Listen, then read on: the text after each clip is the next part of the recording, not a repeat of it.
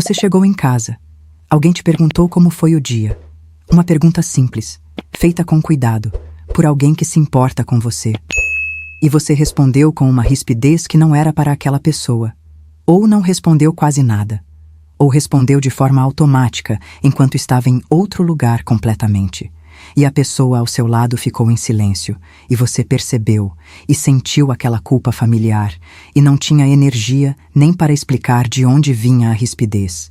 Porque explicar exigiria falar, e falar exigiria estar presente. E presente era a única coisa que você não conseguia ser naquele momento. Isso acontece toda semana, às vezes todo dia, e você já parou de tentar entender de onde vem, porque a resposta que você encontra é sempre a mesma. Você está cansada, você está estressada, você precisa melhorar o equilíbrio entre vida pessoal e profissional. Mas a resposta real é outra. E ela tem a ver com algo que o seu sistema nervoso está fazendo que você não pediu e não escolheu. O trabalho tóxico não fica no trabalho. Nunca ficou. E o que está acontecendo nos seus relacionamentos fora do trabalho tem um nome e tem causa. E a causa não é você sendo uma pessoa difícil. Você já descarregou em alguém que amava algo que veio do trabalho? Me conta nos comentários. O sistema nervoso não tem compartimentos. Essa é a informação central de tudo que eu vou dizer hoje. E ela parece óbvia quando você lê assim, mas as consequências dela são profundas e raramente nomeadas.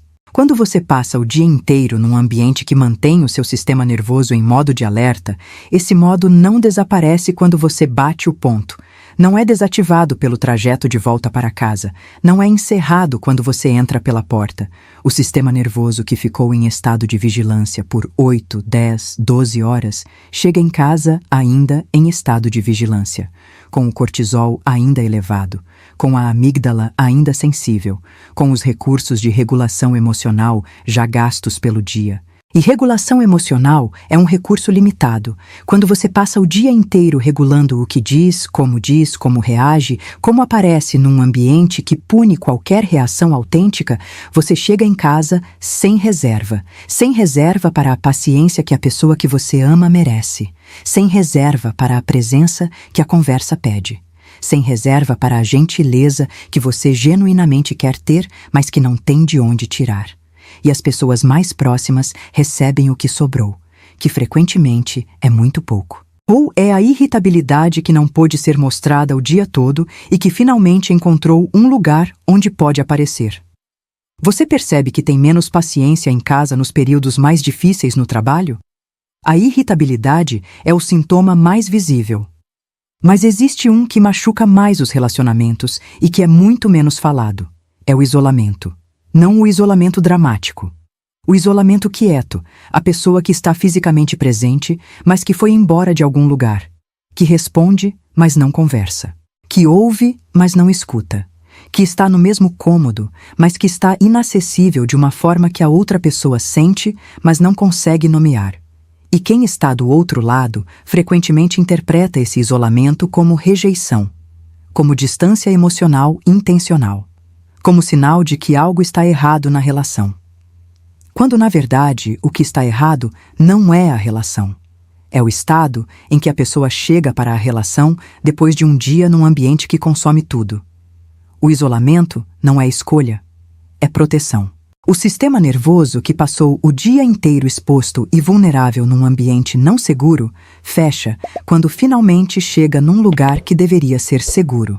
Não por ingratidão, por esgotamento da capacidade de estar aberto.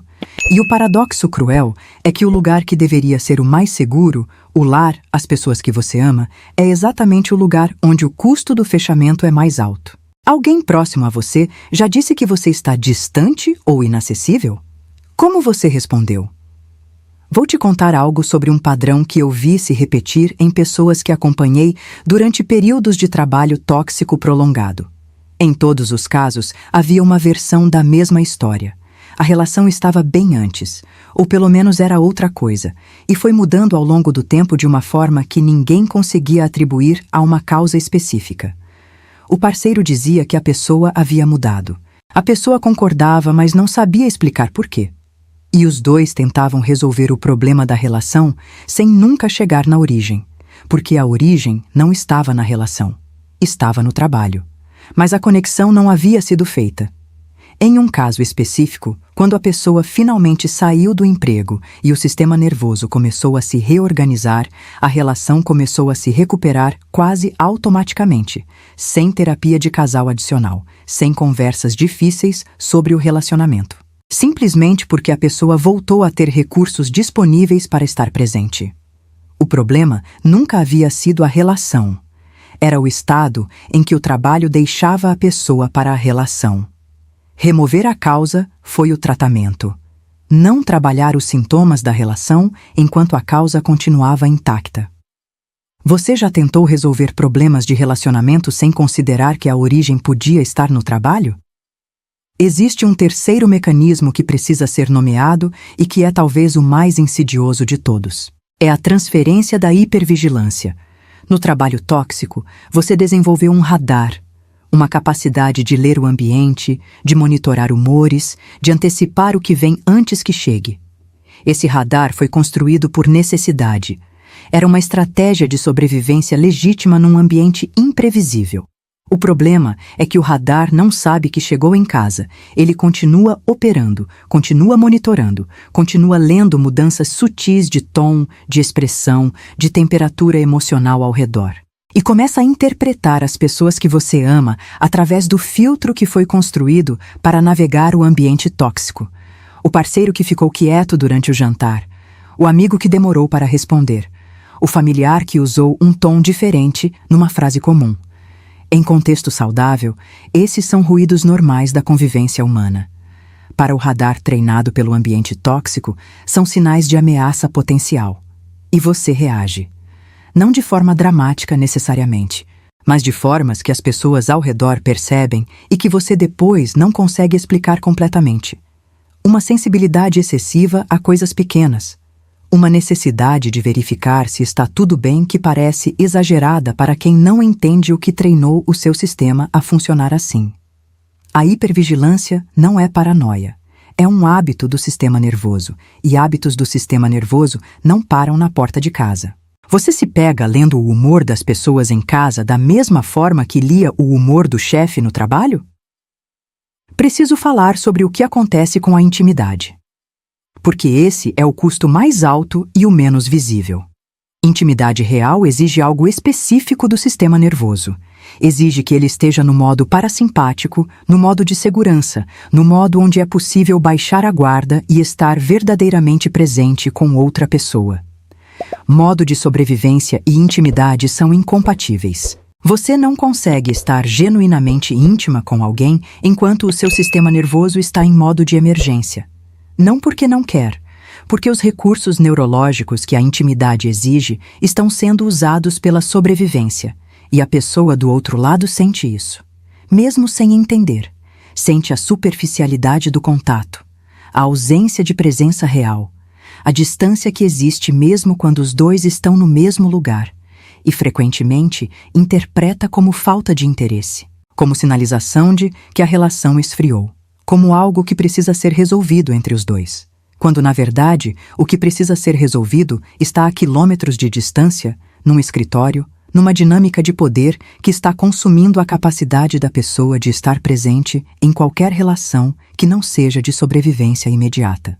O que você sente que ficou em segundo plano nos seus relacionamentos durante esse período? Então, como você conversa sobre isso com quem está do outro lado?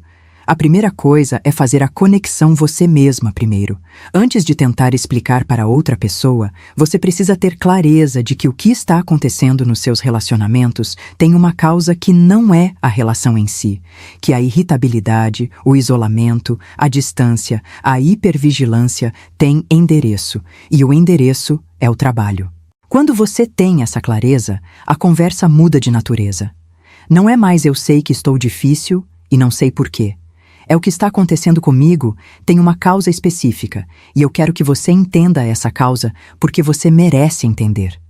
A segunda é dar à pessoa do outro lado a informação que ela não tem, que o que ela está recebendo não é como você se sente em relação a ela. É o estado em que você chega para ela depois de um dia num ambiente que te consome. São coisas completamente diferentes. e a diferença importa para quem está do outro lado tentando interpretar o que está acontecendo. A terceira é reconhecer o custo que a situação tem para quem está ao seu lado, sem se destruir por isso, mas reconhecendo, porque as pessoas que ficam ao lado de alguém que está passando por isso também pagam um preço real. E nomear esse preço, agradecer a presença delas, é parte de proteger o vínculo enquanto você ainda não pode protegê-lo da forma que gostaria.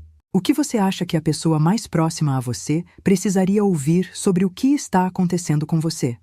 Se você chegou até aqui reconhecendo essa versão de você que chega em casa sem reserva, que se isola das pessoas que ama, que reage a coisas pequenas com uma intensidade que não entende completamente, eu quero que você leve uma coisa.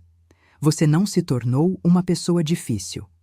Você está num estado que foi produzido por um ambiente que consome mais do que deveria ser consumido. A irritabilidade que sua família recebe não é quem você é o resíduo de um dia inteiro de regulação forçada num ambiente que não merecia o seu esforço de regulação.